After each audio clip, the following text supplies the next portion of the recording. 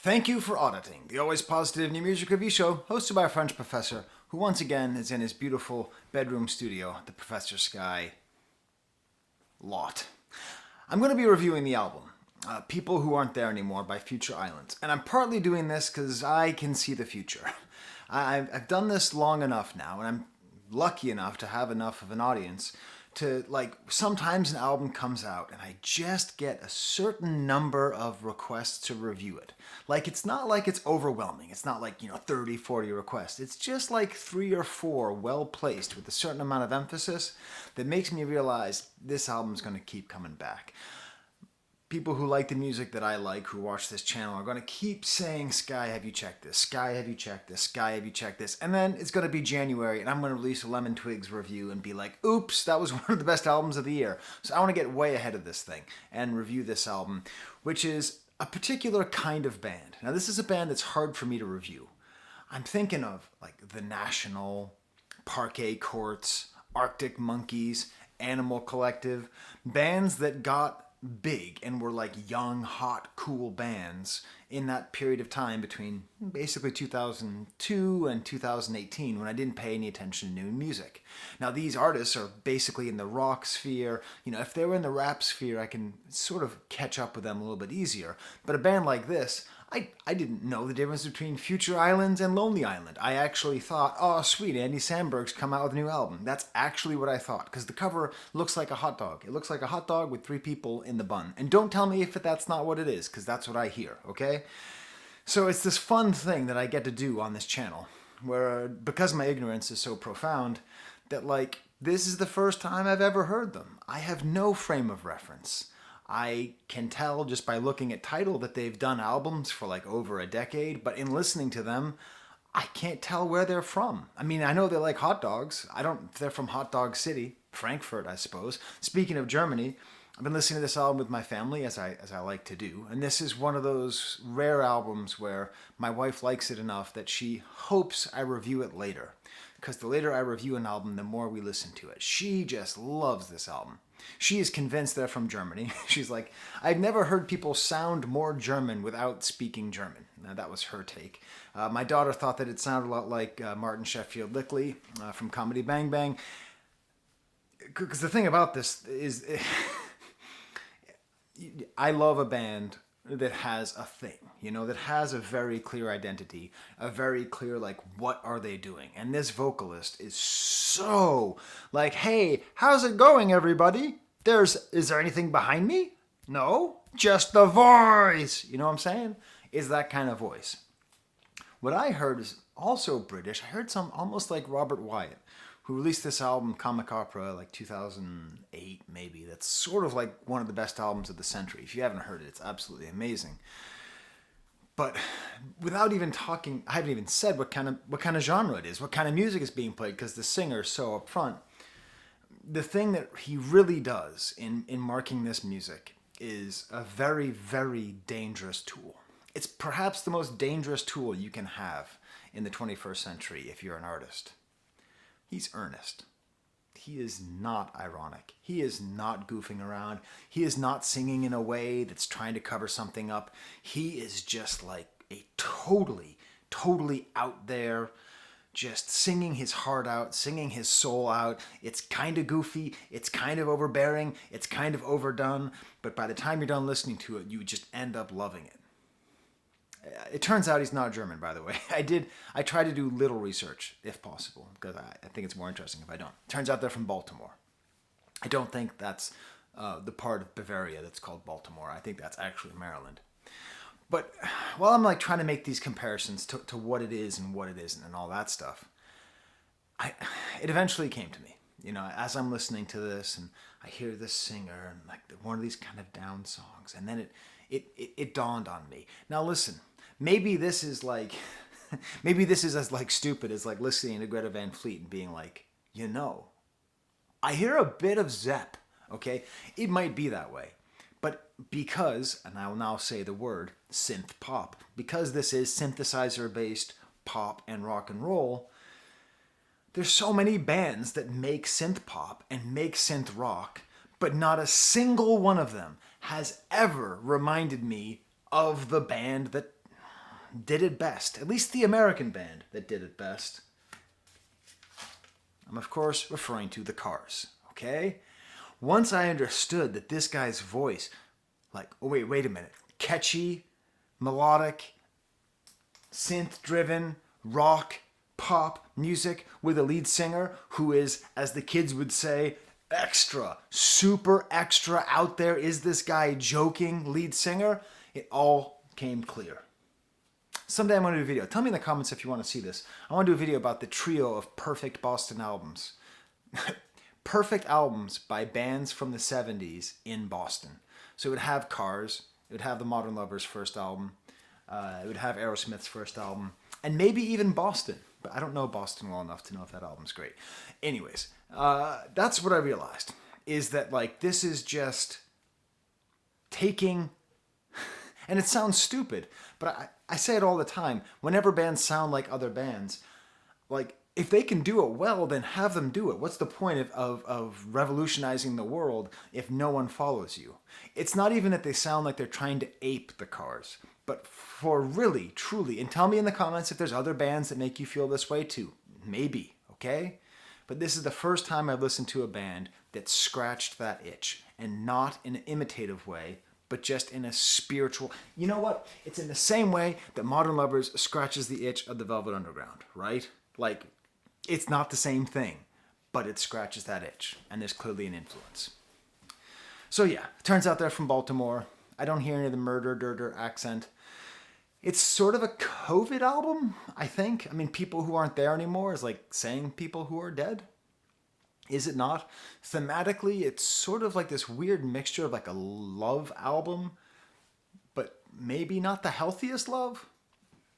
I don't know. Like it's funny because usually when I don't understand the words of a singer, I then go and read the lyrics, and it's some kind of very cohesive image, or at least a sort of clear, straightforward thing. Here, I hear all the words, but I don't walk away with it with like, oh, this was the statement. There's many individual statements. Mostly, it seems to be about life, about the importance of living, about the cyclical nature of life, the cruelty of nature, the futility of effort, and I don't know. But at the same time, remember how I said the Dr. and Mrs. really liked this album? So I live in Rochester, New York, right? The Rochester area. And it's rough. It's a rough place to live. It's gray all the time. There has been sun for the last 3 days. We've gone for these little walks down to the village and right by the canal. And this is the music for that. It just has this life and this joy to it that, again, really ties me into that feeling of just how great it is listening to the Cars. Do you kids even know the Cars anymore? I don't know.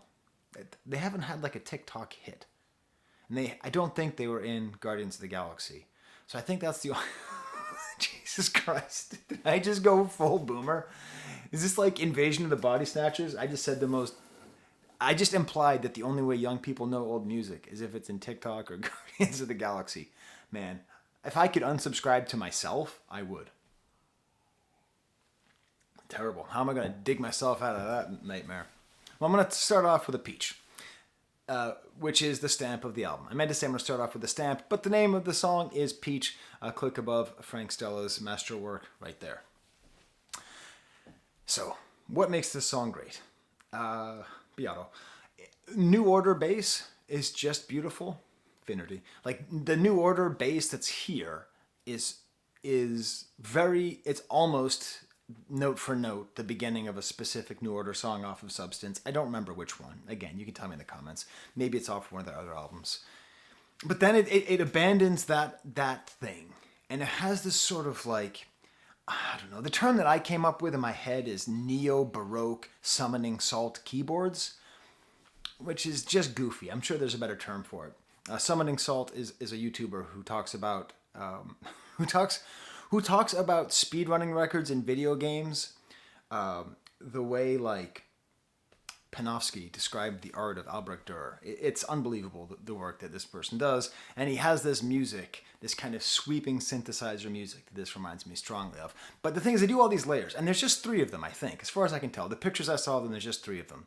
I suspect no one's playing drums, because there's often a drum machine or something like that. But there's this cool, that bass, and then these nice washing keyboards, and then this little catchy descending keyboard bit. They really work super hard to make sure that your interest is going all the way through. It's very upbeat. The other term I came up with, a friend of mine really likes synth pop, and he doesn't pay attention to music, so I said, hey, if you're into mature synth pop, check this out. That sounds like an insult. I don't mean it that way.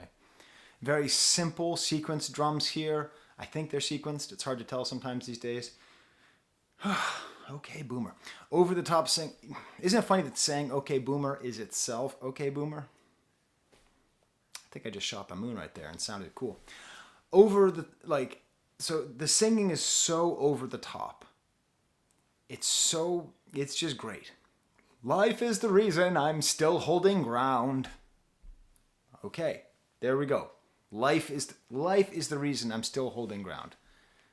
Like literally saying the reason that I'm alive is because I'm alive, which is a great reason to be alive. Life is imperfect bodies and perfect sounds. I like that too. I've got an imperfect body. My back hurts right now while I'm talking to you. My lumbar is completely screwed up, right? It's cool, It'll be better. I'll do some sit-ups, hopefully get better. But it's also perfect sounds, perfect things to listen to. Like Modern Lover's first album. And maybe this one too. I'll need more time to determine if this album is on that level. Death is in season and it's pushing me round and round and round and round, a bottle cap, a rusted crown. Beautiful imagery, poetic, repetitive, catchy. The guitar line in the back. Is there a guitarist in this band? Okay, if there's a guitarist in this band, he better be like getting coffee. He better be the guy, or she better be the lady who like goes out and gets coffee for everybody, because there's very sparingly used guitar on here. Or maybe they're songwriters, I don't know. But very nice, clean individual notes. Again, very New Ordery, but not merely aping it. Leads into this chorus with a cool rising keyboard, very fast, very fast played. And then maybe this whole thing is an addiction narrative. Like, I feel like a lot of these songs could either be about COVID or about recovering from addiction. Why not both? I don't know. This one makes you big, this one makes you small, takes away the pain. Kind of an Alice in Wonderland thing. But I'm not giving up, not today. So the way I read that is I'm not going to take this pill to take my pain away, because I should not have that in my pocket. It's nothing to be addicted to. It's a Nature Valley protein bar. Tasty. Not sponsored. But I'm not giving up, not today. So like to have his pain taken away would be giving up. And the whole song is just so beautiful and upbeat and sweet and smart and thoughtful. Speaking of sponsorships, I am still sponsored by Do Not Gamble on Sports. The Super Bowl is coming up. And don't fall for it. The people are just trying to take your money. They're trying to suck you into thinking that you can win.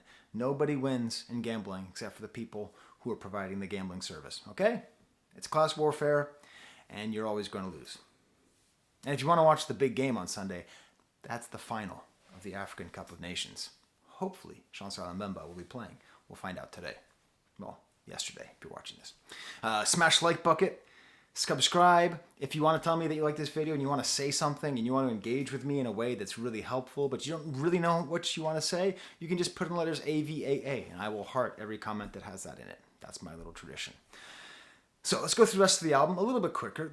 The whole thing, it's funny because it's not superficial. It's all very well produced. It's all very well made. There's lots of little details I could go into.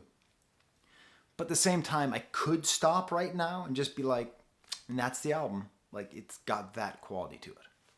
But I want to talk about King of Sweden. Nice kind of twerpy sounds. It's funny because I was sitting on the couch listening to this. I was actually watching the Nigeria-South Africa game. I was listening to this album while watching an African soccer game.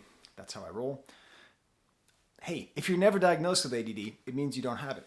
And so we were listening to this song, and my baby, who's like 16 months old, was literally like singing along to the song, like ooh, ooh.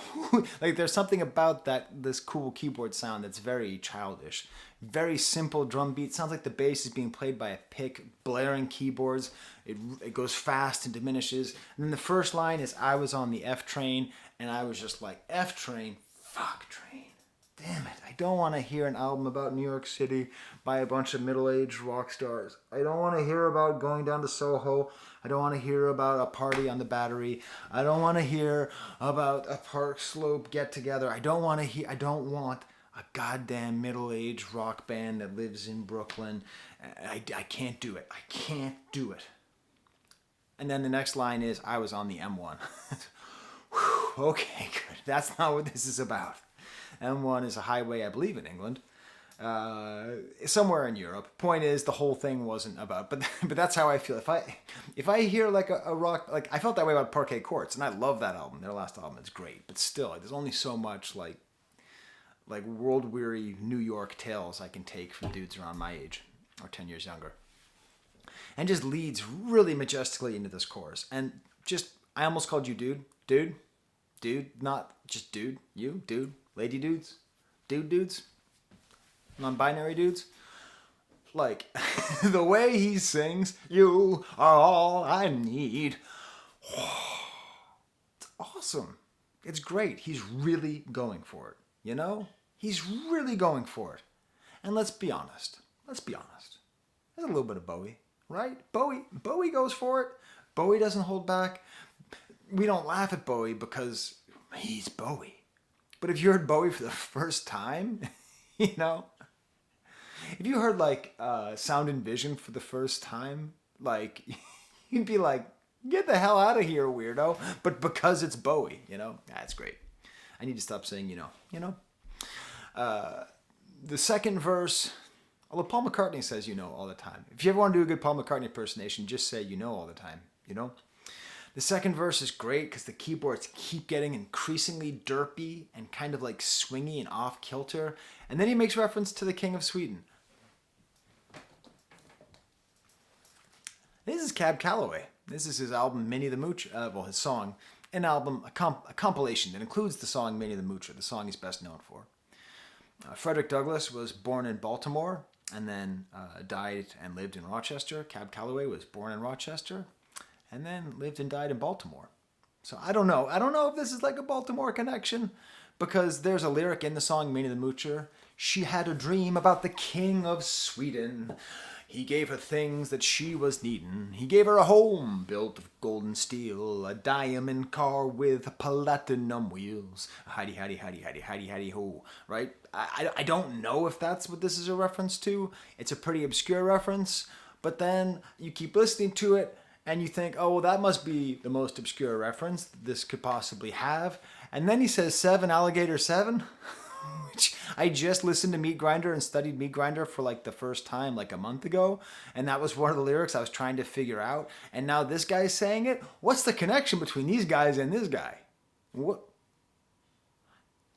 Does it bother me? Not at all. I think it's awesome. Because 7 alligator...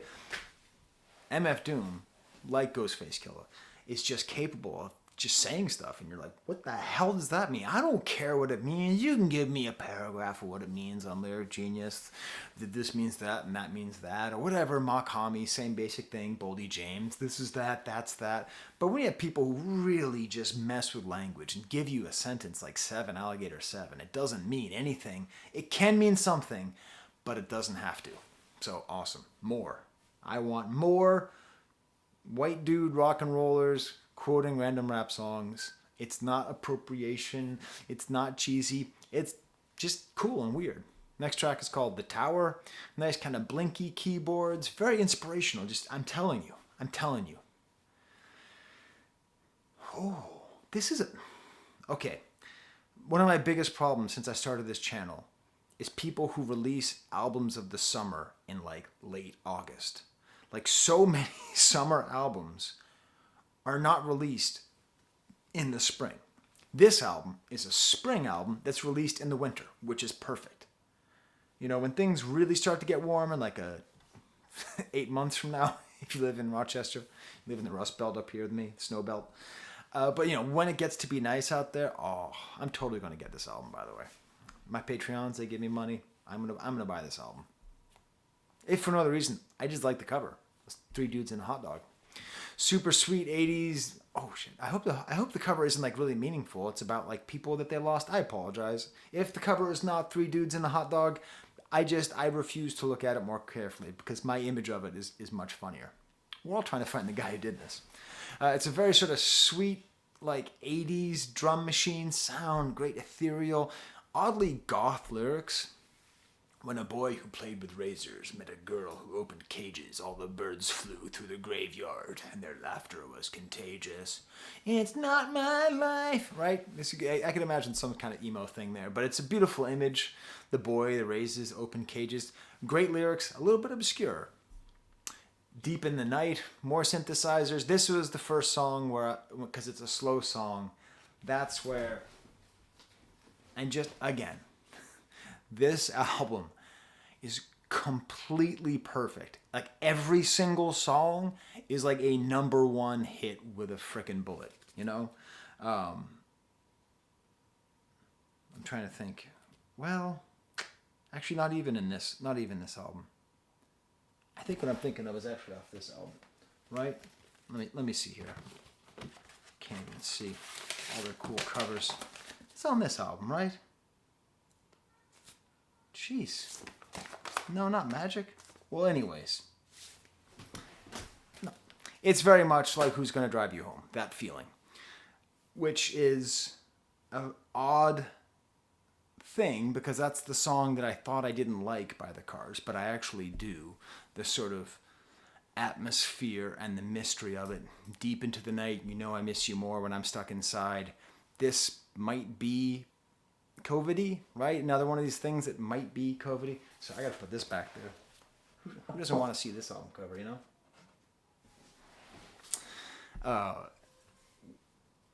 But the chorus seems like it's very toxic-y love. Like, I belong to you, you end where I begin. Nice, gentle, shuffling drum machine. And then this dude goes so... The id gaff that this singer has about you thinking that he's cheesy. You know, my daughter's not on board. My teenage daughter. My baby is on board. My wife's on board. My daughter's not on board. I think she will be. But it's just because he just seriously whispers, "To you." You know? Like at the end. It's hilarious. Say goodbye. Has like a clock ticking, nice sort of... After we say goodbye, I smoke another 20 cigarettes and synths and voice in this chorus. I don't want to say goodnight. Every day without you feels one closer to goodbye. There's one other comp that I want to make that sounds like an insult. Teen Titans Go is one of the best children's TV shows of this century. It absolutely is. It's not as good as SpongeBob, but it's a lot closer than people think. It's a very good show. And maybe its best episode features a fake synth-pop 80s song called The Night Begins to Shine, produced by fictional band BER. And you listen to The Night Begins to Shine ironically, but it's not ironic. It's just a great song. And this kind of has that same feeling. Because again, it's not like the 80s were so cool, because the 80s weren't cool. Reagan was a son of a bitch, and the crack epidemic was intentional, right? It was very cool for some people. But musically, so many things were so great and so interesting, and this is able to really capture a lot of those. The way that he repeats, like, you're on my time, and these keyboards sweeping beneath a little cool, like, instrumental bit. I wish there were more instrumental bits in general on this album. It's like, blah, blah, blah, singing. Not singing, singing. I wouldn't mind just a little bit more there. Give me the ghost back. The sound of a train, a synthesizer with like a little Doppler effect. Has kind of a nice train feel. I'm just an animal that strains against my line. Very goth lyrics, actually. I push and pull the cord to make me feel alive. Super Bowie musical singing here. Here come the stars again. Did I say I was done making odd comps? Okay, I've got one more comp. Okay? Just you hang with me here. I'm going to say it, and you're going to say this. No way, Skye. Danzig. Glenn Danzig. I think Glenn Danzig could sing this song and it would work perfectly. Not just because of the lyric, terror's a long, sharp knife. It's just great. Another very kind of Night Begins to Shine song. corner of my eye, and everything sort of falls into place here. Outrageously oversung, just beautiful. It's about grieving a friendship, it seems. I don't know, the previous song made reference to like 200 million people who feel under the knife. Maybe this is about grieving a friendship that's lost because of political differences. I might just be making that up because I've lost a lot of friends with political differences since COVID-19. The next track is called The Thief. Kind of an automated drum sound, really nice, very fun poppy drums. Okay. Maybe this is my favorite part of the album, where the vocals follow the synth melody in this very cool way. Just, it's almost like a march. So the thing is, right, and whatever generation you are, there's going to reach a point where the generation after you gets old. So it's very unsettling because you can handle being Gen X and getting old with the millennials replacing you. But now that millennials are getting old, it's weird because it's like, what does that say about me, right?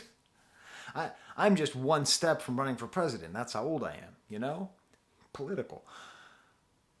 So this feels, in a way, like very connected to a lot of the sounds that I associate with that sort of millennial wooing optimism here. I sit on my hands now. I'm going to sit on my hands. It's really hard, actually. I move my hands around a lot. I gesticulate because that's more engaging for you. But eventually I'm going to have to forward my notes here. But I am sitting on my hands now. Next track is called Iris, not ISIS. I thought it was ISIS at first. Very political. The drums are totally sequenced here in the beginning. So that's where I had this theory that there's no drummer. But then the drum changes again, and it's pretty cool. I'm not sitting on my hands now. And just very cool the way the bass goes with the voice. This might be an ecological song. If the seeds are rotting, then are we not rotting too? And if the leaves are lying, are we not lying too? And if the trees are dying, are we not dying too? Here's a question for you fans out there. How is this not cheesy as hell? How? Is it just that the song's good? Is it that you like the voice? Because I don't think this is cheesy, and I'm not a Future Island super fan, okay? But like, if the trees are dying, are we not dying too? Like, on the face of it, that should be a goofy lyric, but it's good. Next track is called The Fight. Nice blared out sounds. I like more of that. I like more kind of blared out sounds. Very, very earnest again. I'm back on my own, another winter in shadow. Can I do it all alone? In the back of my cell, back with myself, waiting on the phone. Feels more COVID-y as well. And again, I say this a lot. More COVID music, please. Please more. Please more. We need to be reminded. Every semester that I teach, at least once a semester, I tell my students, you have had to go through something that very few people have had to go through. You should consider yourself a heroic survivor of a traumatic event. The fact that you are here in this college, in here with me, is a sign that you have done something really amazing. We need more. America is a great place. God bless it, more or less, right? But our grind set, our need to just move on. I feel like we have more collective memory of 9/11 than we do of COVID. Is it? Okay. I don't have sponsorships, so I don't bore you with like telling you how to make water taste bad, okay? I don't encourage whack companies that try to convince you to get mediocre therapy, okay? So you're just gonna have to go on this little rant with me here. Seriously, it feels to me like as a country, we mourn 9/11 more than we mourn the COVID virus. It's not what this album's about. Next track is called Peach. I already talked about it. Next track is called The Sickness. It's a cover of Down with the Sickness by Disturbed. Kind of an acoustic version. It's really nice. Heavy accordion. It's not that. It's a joke. This really feels like, if this is not a COVID song, then I don't know what is. The sickness came in like a freight train and swept us up into small towns. The curfews pushed us to sundown, and we were caught in two places. Maybe it's also about the political divisions that we have. This was that song where I just please give me more of an instrumental interlude, and then we got it. There's a guitar solo. Hey, did you come back with the coffees? Sweet. No, just black. Oh, there's cream in it? That's all right. I'll drink it anyways. Thanks. Hey, you want to do a solo? Okay. It's a nice, simple solo. Somehow the drum machines are emotive. I don't know how they do it. Garden Wheel has more Casio drums. I love the sound of Casio drums. Every stone has a face. Every leaf, there's a bead of sweat. This whole thing about like, how do I like live if robins steal from the cardinals? It's sort of a nature, sunrise, sunset kind of song, which is, this album actually this pairs, okay. I think this album probably pairs fairly well with the Glass Beach album. Because the Glass Beach album is also very nature-y. And it doesn't sound the same, but I bet if you had like a playlist and you went between them, you would create a sort of agreeable mood. My baby's crying downstairs, so I should probably wrap this up. So, that's my review. And I really enjoyed it. I'm glad that I jumped on board the Future Islands train now. The hot dog train. These are my Patreons. They give me money, so when I eventually do go down to Record Archive, which is a record store in Rochester, New York, they don't sponsor me, but I advertise them anyways. I got a new sponsor there called Toby Repellent. Very funny, because my dog's name is Toby. And sometimes I spray him with water to get him out of the kitchen, because he's a very annoying little puppy. I also sometimes ask if people would like a specific shout out. And yes, they did. Harlan T wants a shout out. And you can be any level of supporter, and I'll let you get a shout out if you're just on my Patreon. Ethan George, or Ethan Jorge, I don't know how you say his name. He's one of the people that's trying to get me to review this album. So thank him. He says this new Future Islands record is a fantastic synth pop experience. Fantano was right in giving it a yellow flannel. Fantano is another music reviewer who wears shirts when he likes stuff. He wears shirts all the time. He wears a specific kind of shirt when he likes stuff, more than other stuff, but not necessarily the most. It's confusing. I've been a fan of the band for a while, but this might be their most cohesive project, which is sweet because, I'm excited. Tell me in the comments, though, what other projects should I get by them? Also, lead singer Samuel T. Herring. Is that his name? That's cool. My dad died. I talk about it a lot on this channel because I'm very sad. And he ate herrings. Dude loved I love anchovies. I love sardines. I love little fish because my dad loves little fish. So if this guy's name is really Samuel T. Herring, if that's not like a pseudonym, I got a cool name. That guy's got a cool name. You're born for greatness if your name is Sammy Herring. Is my go-to answer for white creator supporting hip-hop in a culturally respected manner. What the hell? He's worked with some of my favorites. Billy Woods, Rap Ferrera. I reviewed Rap Ferrera last week. Mad Lib. That's Mad Lib right there. He doesn't need a mask. He's just got a whole, what is that, a Korg? I don't know. Some kind of keyboardy deal. An incredible rap verse on the JPEG Mafia Freaky song, Llama Mind. So those are the kinds of things you can do on Patreon. Have that kind of back and forth with me. I enjoy it. I enjoy it a lot. All right, well, I'm going to go watch the game, or hopefully Congo is going to make it to the final, Democratic Republic of Congo, and hopefully Chancel Mbemba, La Justice de Dieu, will win the championship. He's my favorite. He is currently my favorite athlete on planet Earth. He was Marcus Smart, but then he got traded. So there you go. All right, well, until next time, there's the camera.